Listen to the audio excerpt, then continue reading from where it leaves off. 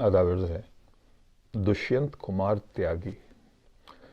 میں نہیں سمجھتا کہ آپ کو ان سے واقفیت ہے کہ نہیں ہے، کیونکہ بہت عام نہیں پڑھے جاتے دشینت، لیکن بہت کمال کے شاعر۔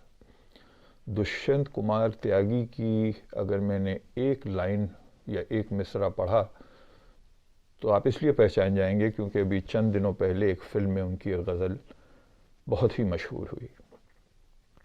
تو کسی ریل سی گزرتی ہے، تو کسی ریل سی گزرتی ہے، میں کسی پل سے تھر تھراتا ہوں۔ یہ ہیں دشینت کمار تیاگی، بہت ہی اعلیٰ شاعر، بجنور ہندوستان سے تعلق۔ 1975 میں ان کا انتقال ہو گیا۔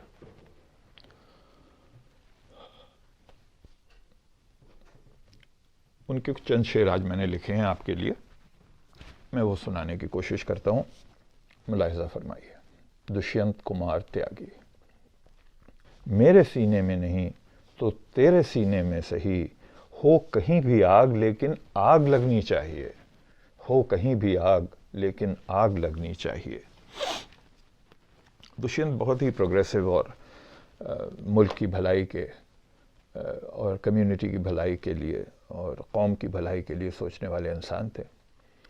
سیاسی پارٹیز سے ان کا کوئی تعلق نہیں تھا، اور جس طرح سے ہر اچھا پروگریسو شاعر ہوتا ہے وہ اپنے مقصد پہ ہوتا ہے، اور اس کا مقصد لارجر مقصد ہوتا ہے، چھوٹا اور تنگ مقصد نہیں ہوتا، اس کا دائرہ وسیع ہوتا ہے۔ دشینت بھی انہی میں شمار ہوتے ہیں۔ صرف ہنگامہ کھڑا کرنا میرا مقصد نہیں، یہ ہے دشینت۔ صرف ہنگامہ کھڑا کرنا میرا مقصد نہیں، ساری کوشش ہے کہ یہ صورت بدلنی چاہیے، ساری کوشش ہے کہ یہ صورت بدلنی چاہیے۔ شعر سنیں۔ نظر نواز نظارہ بدل نہ جائے کہیں، نظر نواز نظارہ بدل نہ جائے کہیں، ذرا سی بات ہے منہ سے نکل نہ جائے کہیں، ذرا سی بات ہے منہ سے نکل نہ جائے کہیں۔ نظر نواز نظارہ اتنا خوبصورت ہے، یہ اس کو میں دشینت سے ہٹ جاتا ہوں ذرا سا ایک منٹ کے لیے، صرف اس بند کے خاطر کہ جس طرح سے یہ باندھا گیا ہے نظر نواز نظارہ۔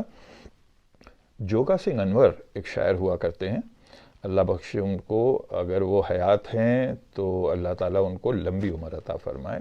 بہت کمال کے شاعر، اور کیا اردو اور فارسی پہ ان کا عبور ہے۔